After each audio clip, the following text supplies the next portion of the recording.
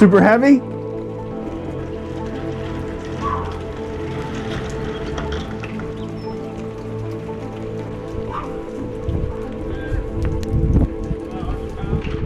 Is it really? 100 pounds?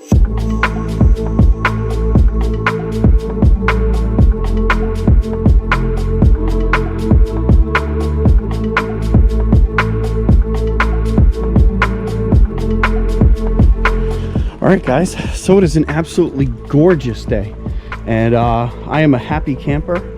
I just received a package.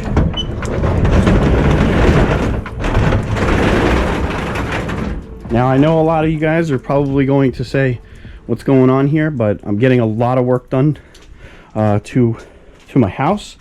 But as you can see, there is a Mopar product here. Very heavy. I think it's like 90 pounds or so.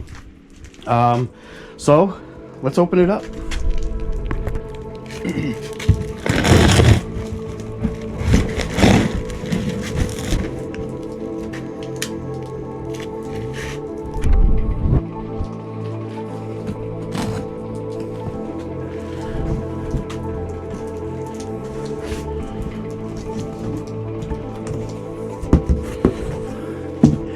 Here it is, boys. Some traction. Now, this is something that you guys have been telling me to do for 2.5, 3 years now. And this is something that should come stock on any 5.7, any Hemi. It should have limited slip, okay? This is the 309 limited slip. So you really see these on the Scatpacks and the Daytonas. But this is something that it's kind of, in my mind, that they have to make you do. These things are making too much horsepower and torque for open differential. So what I'm finding is, now that I'm making a healthy amount of horsepower, I continue seeing one-wheeler peelers. No! God, please, no! No! No! No!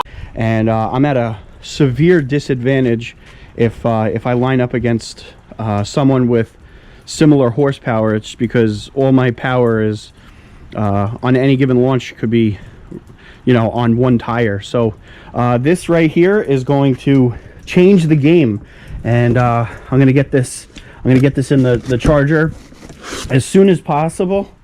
I'm pumped, man. I'm excited. I can't wait, man. So one thing that I kind of want to talk about is I went brand new, and I got this from Steve White down in South Carolina. And the reason why I went brand new with this is because I really didn't want to trust any used differentials. The way that I drive the Charger, it go into the drag strip every once in a while, and just ripping around town. I just don't want any issues with this thing. I don't want it to break. So I went brand new, and it came out to around $1,000. Now, you could get a used one, and I saw a few of them for around $600-700. Yeah, so I don't want to tell anybody which avenue to go with, but I figured I'm gonna go new. I'm trying my best to make sure that not only does this thing have the power and the performance, but it also has the reliability. So you could very easily get a used part, and these things would do just fine. I myself just went new though. So for anybody that doesn't really know what we're looking at here, I'm gonna get it down on the floor. I'm gonna get wet, because that's just the dedication that I have. That's it right there. That's gonna get replaced. So that is what we're looking at. And the RTs, the V6s, all have these open diffs where you get one-wheeler peelers, and it's time to change that. Now, a lot of people have told me to get higher gears, and I just don't want to do that. And the reason why is because once I put a supercharger on there, once I go forced air, I can't have all that horsepower and torque down low. It's too much, you know. Right now, if I were to do 373 gearing or so, or 390 gearing, it would be fine with this setup. But as soon as I put forced air on there, I just wouldn't be able to launch it. So I'm kind of trying to think ahead. I'm trying to piece together this car in a manner that you know, it's going to make sense once everything is complete. So that's really my my reasoning behind it. Now this is going to be a direct bolt-on because my charger is an RT Road and Track. It has the, I think it was the 230 millimeter, and so it will.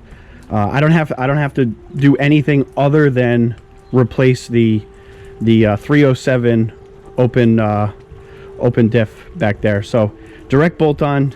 It shouldn't require a tune adjustment or anything like that. I'm pumped, guys. And for everybody that's been yelling at me to do this modification, well, it's about that time. All right, guys. If you haven't hit that subscribe button, definitely go ahead and do it. I really do appreciate all the support. And this thing, by the time I'm done with it, is just going to be an absolute savage monster. All right, stay inside. Be healthy. Fly, little birds.